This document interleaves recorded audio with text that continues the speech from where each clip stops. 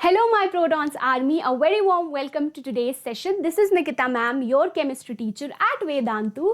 I hope आपका दिन काफ़ी अच्छा गया होगा और आज के सेशन में हम पढ़ने वाले हैं top 5 repeated differences between acids, basis and salts. ठीक है, तो आज का सेशन भी भाई ऑब्वियसली बहुत इंपॉर्टेंट होने वाला है. आप मेक श्योर करना कि सारे पॉइंट्स जो मैं डिस्कस करूंगी आज के सेशन में वो आप नोट डाउन कर लो. ठीक है, तो चलो भाई स्टार्ट करते हैं आज का session with a bit of motivation. ठीक है, पॉजिटिविटी के साथ कोई भी चीज़ हम स्टार्ट करेंगे कि भाई do not complain, just do it.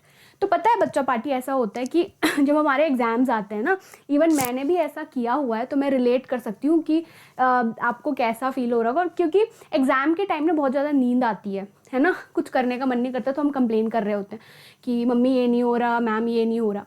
तो आपको कंप्लेन नहीं करनी है, आपको थोड़ा सा फोकस्ड होना है ना. आपको हर दिन पढ़ाई करनी है, रिविजन करना है एंड डेफिनेटली सेशंस तो देखने ही हैं भाई, है ना.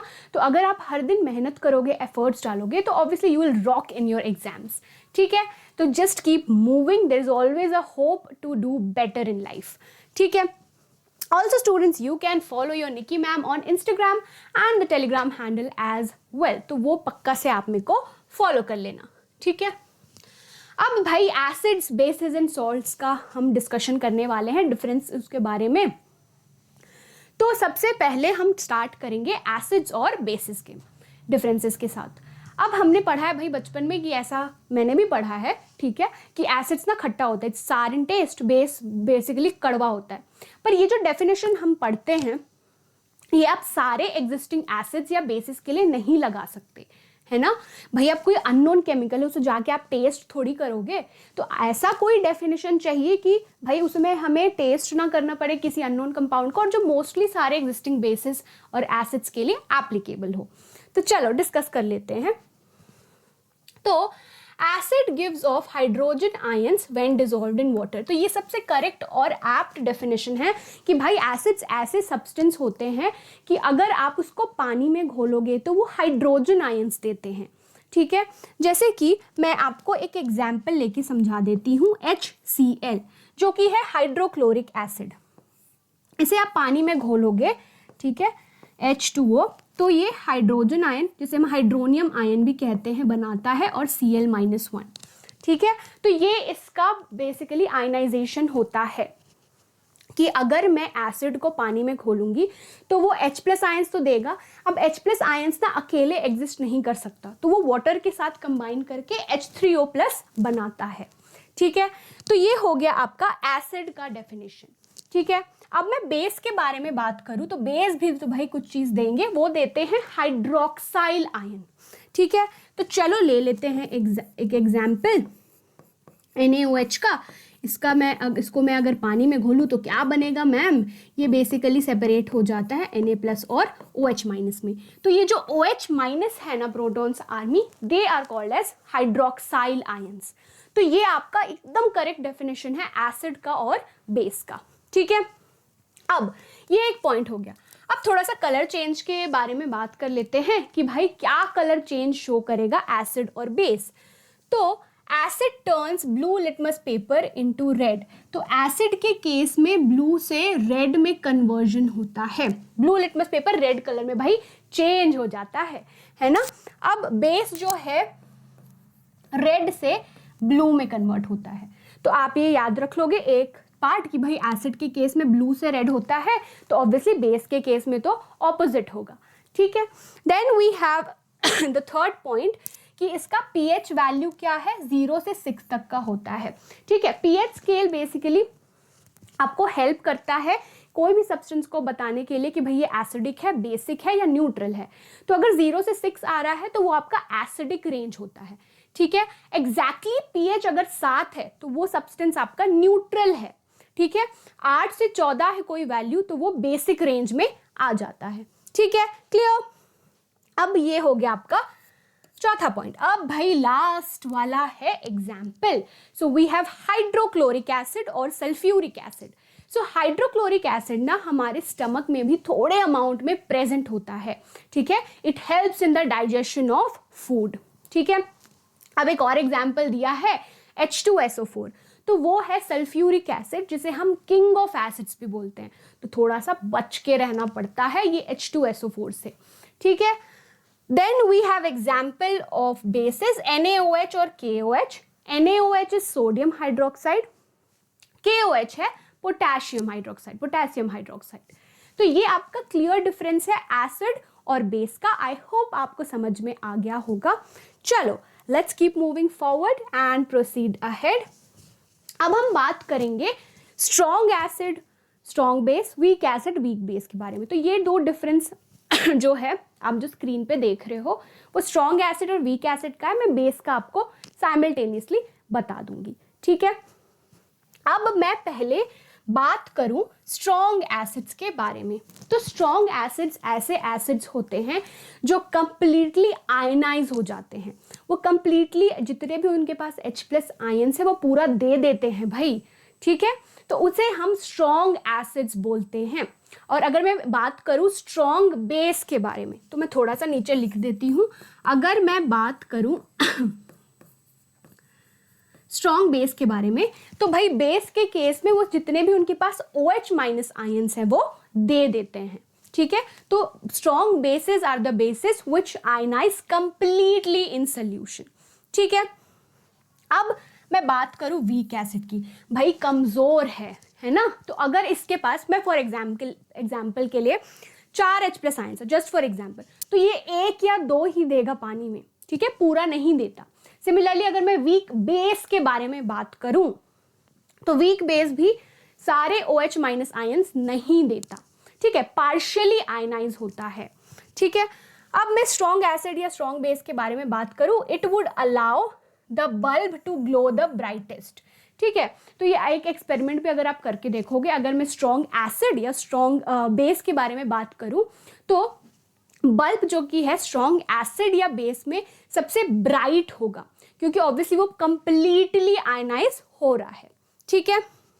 अब मैं वीक एसिड या वीक बेस के बारे में बात करूं, it would not allow the bulb to glow significantly. भाई वीक है भाई, है ना, 4 H+ फॉर एग्जाम्पल हैं, 1 या 2 दे रहा है, तो वो बल्ब को ग्लो करने में हेल्प करेगा ही नहीं। तो वीक एसिड या वीक बेस के केस में बल्ब इतने अच्छे तरीके से ग्लो नहीं करता है, ठीक है, समझ में आ गया, ओके। अब मैं बात करूं स्ट्रॉन्ग एसिड की, तो इसमें आपका एग्जाम्पल है हाइड्रोक्लोरिक एसिड और सल्फ्यूरिक एसिड H2SO4, ठीक है। अब मैं बात करूं स्ट्रॉन्ग बेस का, लिख देती हूँ भाई, ठीक है। स्ट्रॉन्ग बेस का भी एग्जाम्पल लिख देती हूँ मैं, NaOH और KOH, ठीक है। तो ये दोनों आपके एग्जाम्पल हैं स्ट्रॉन्ग बेसिस के। अब मैं बात करूं वीक एसिड की, तो एसिटिक एसिड और फॉर्मिक एसिड, ये है आपका फॉर्मिक एसिड। भाई पता है फॉर्मिक एसिड किस में पाया जाता है? रेड एंट्स, है ना। ओके, अब मैं वीक बेस की बात करूं, तो उसमें एक एग्जांपल आ जाएगा आपका ammonium hydroxide which is NH4OH, ठीक है। तो ये आपका क्लियर डिफरेंस हो गया strong acid, weak acid, strong base और वीक बेस के बीच में। I hope it's clear to all of you. चलो, now let's talk about the reaction between acid and base। आप सबको तो पता है भाई कि एसिड और बेस के बीच में जब रिएक्शन होता है तो सॉल्ट और वाटर बनता है। अब भाई सॉल्ट भी ना अलग अलग टाइप के होते हैं, एसिडिक सॉल्ट, बेसिक सॉल्ट और न्यूट्रल सॉल्ट भी होता है, ठीक है। अब मैं पहले बता दूं कि एसिडिक सॉल्ट के बारे में, ठीक है। अब ये चीज़ मैंने बोली कि एसिड और बेस के बीच में रिएक्शन हो रहा है तो ये फॉर्म करेगा सॉल्ट और वाटर, ठीक है। अब ये चीज़ ना बहुत इजी है, ठीक है। एसिडिक सॉल्ट, तो सोचो भाई एसिडिक मतलब कि डोमिनेंस किसका होगा, पावर किसका ज़्यादा होगा, एसिड का। तो क्या मैं ये बोल सकती हूँ कि स्ट्रॉन्ग एसिड और वीक बेस के बीच में रिएक्शन होगा तब एसिडिक सॉल्ट बनेगा? Absolutely yes. तो एसिडिक सॉल्ट्स ऐसे सॉल्ट्स होते हैं जो कि डिस्टिंक्टली एसिडिक होते हैं। यहाँ पे एसिड का पावर ज़्यादा रहेगा और they are mostly salts of strong acid और वीक बेस। तो वही चीज़ तो मैम ने अभी बताई कि भाई स्ट्रॉन्ग एसिड और वीक बेस के बीच में अगर रिएक्शन हो रहा है तो वो एसिडिक सॉल्ट होगा, ठीक है। अब ये देख लो, अमोनियम हाइड्रोक्साइड अभी मैम ने बताया कैसा बेस है, ये वीक बेस है। HCl जो है स्ट्रॉन्ग एसिड है। इन दोनों के बीच में रिएक्शन होगा तो ये एक सॉल्ट बना रहा है अमोनियम क्लोराइड जो कि एसिडिक सॉल्ट है, प्लस यहाँ पे लिख दो H2O। ठीक है, क्लियर। तो हमेशा जब आप रिएक्शन के प्रोडक्ट लिखोगे ना तो भाई सारे प्रोडक्ट्स को लिखना, ठीक है।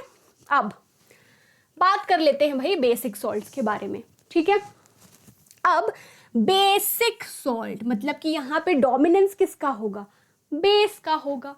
तो मैं ये बोल सकती हूँ कि स्ट्रॉन्ग बेस और वीक एसिड के बीच में अगर रिएक्शन हो रहा है तब बनेगा बेसिक सॉल्ट, ठीक है।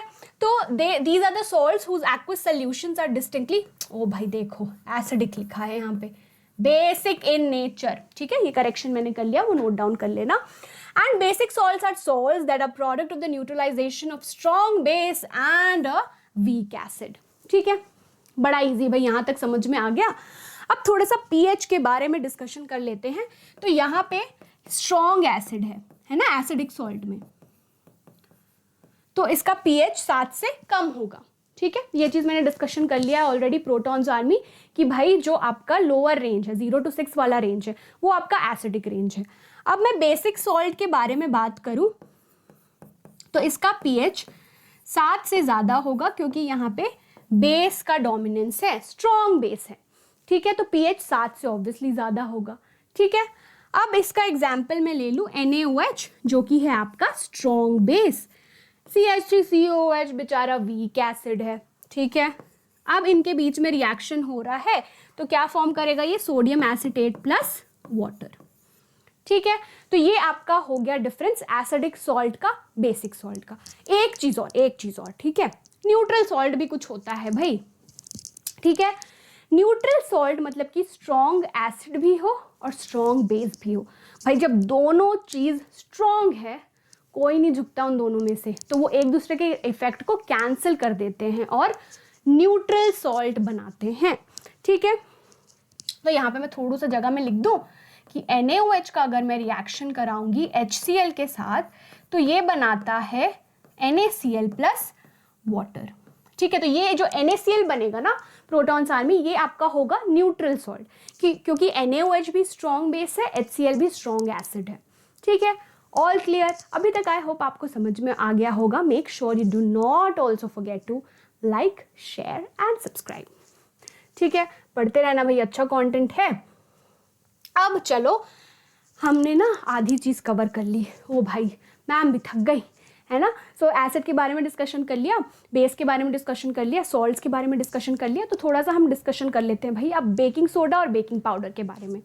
तो ना मुझे भी आप लोगों की तरह ही ऐसा लगता था कि भाई baking soda and baking powder are the same thing. Are they और are they not? They are not, ठीक है, थोड़ा सा डिफरेंस है। तो बेकिंग सोडा में सिर्फ एक इंग्रेडिएंट है जो कि है NaHCO3, जिसे हम सोडियम बाइकार्बोनेट कहते हैं। तो बेकिंग सोडा में सिर्फ एक ही इंग्रेडिएंट है, ठीक है।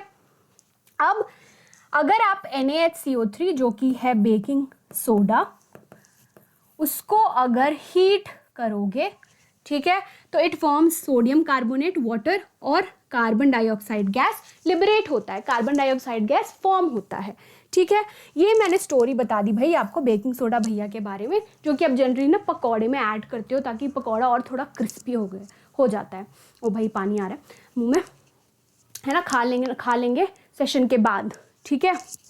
बेकिंग पाउडर, अब बेकिंग पाउडर क्या होता है, थोड़ा सा पॉइंट ऑफ डिफरेंस है कि पढ़ लेते हैं चलो, कि it consists of many ingredients. Baking soda में सिर्फ एक इंग्रेडिएंट था, भाई बेकिंग पाउडर में एक से ज्यादा इंग्रेडिएंट्स होते हैं, ठीक है।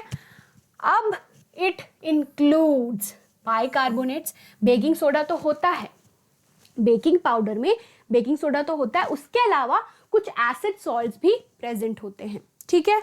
अब आप जब बेकिंग पाउडर को हीट करते हो या ये वाटर के साथ मिक्स होता है तो इसमें क्या बनता है, इसमें बनता है कार्बन डाइऑक्साइड, वाटर और सोडियम सॉल्ट बनता है कोई भी एसिड का, ठीक है। तो ये डिफरेंस है आपका बेकिंग सोडा और बेकिंग पाउडर के बीच में, ठीक है, क्लियर। आई होप आप लोग नोट भी कर रहे हो। चलो अब भाई लास्ट टॉपिक थोड़ा सा पढ़ ले कि भाई प्लास्टर ऑफ पेरिस और जिप्सम के बारे में, ठीक है।